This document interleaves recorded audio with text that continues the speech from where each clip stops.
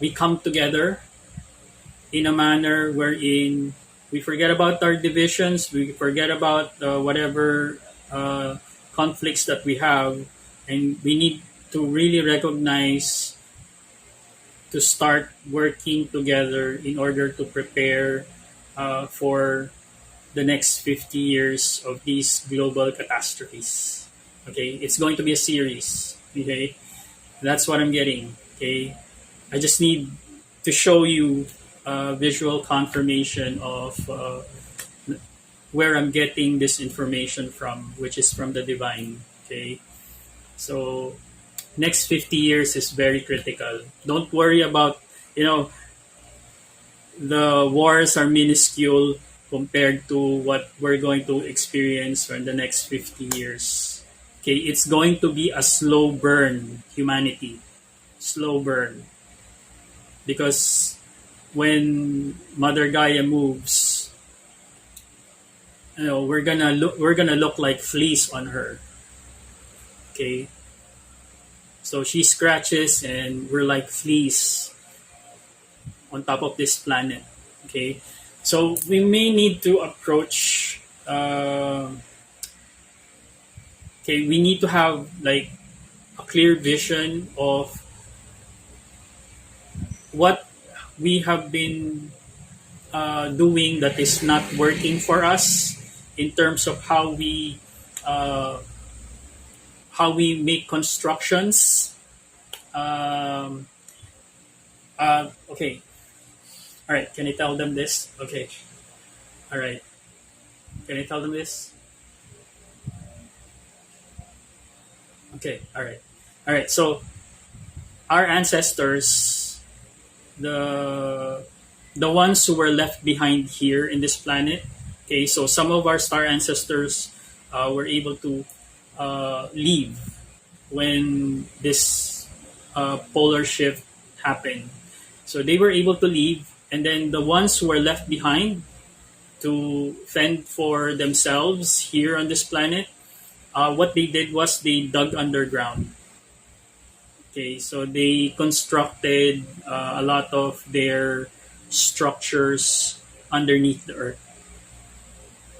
Okay, so it might be a good time for us to use the technologies that we use or learned in space, wherein we can adapt those technologies and surviving in space by adapting uh, engineering techniques, construction techniques, and living situation techniques uh, underground.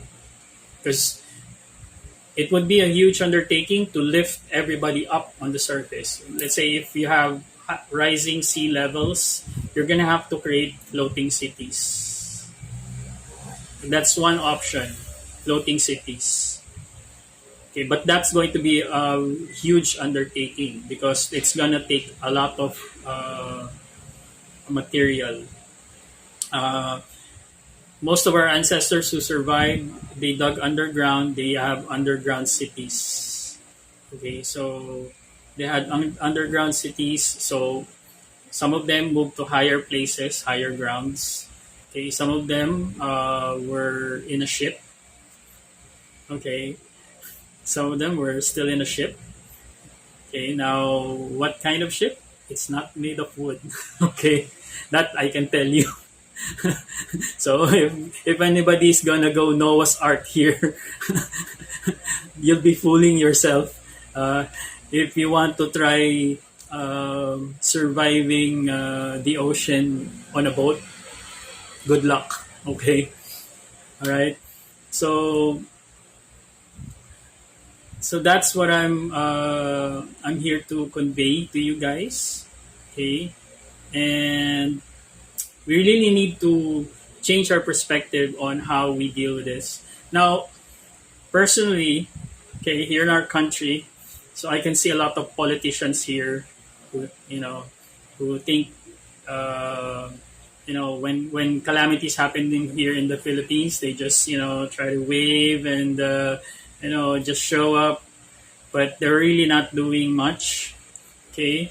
Now, it's really funny that they're trying to pass the blame again into simply the regular thing that they do that say it's corruption. Okay.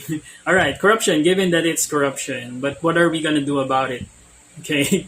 All right, so you can imprison, you can fine people who were corrupt because of such and such projects that are fraudulent and that have failed, or you can go back to the drawing board and really reassess the way we are approaching our uh, problems here. So, primarily here in the Philippines, our main problem would be tsunamis and flooding.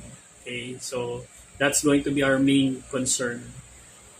So, we really need to rethink our approach. Let's say, start building like in the US, I believe a lot of the billionaires and millionaires have bunkers. Okay, and these bunkers are all underground. Okay, so they've all, it's not that we don't have the technology and the knowledge and the know-how to be able to survive this, but what's been happening is only the privileged are preparing to save their asses, okay, to save their behinds. And because a lot of the people in this planet are ignorant and conditioned by propaganda, a lot of us are not aware that, or even not even thinking of what lies for us in the future. However, the very few who are wealthy are already prepared. Whether it's going to be the polar shift or a nuclear holocaust, a lot of them are already invested in underground bunkers and underground long-term housing. Okay, so imagine, and then the same people are waging war with other countries that are just starting to prepare themselves.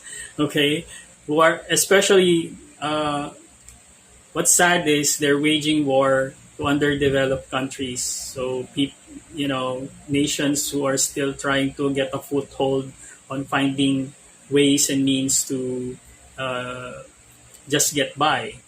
And however, these countries, these rich countries, they already have bunkers and all of that. However, I want you to think about it, okay, especially the rich people.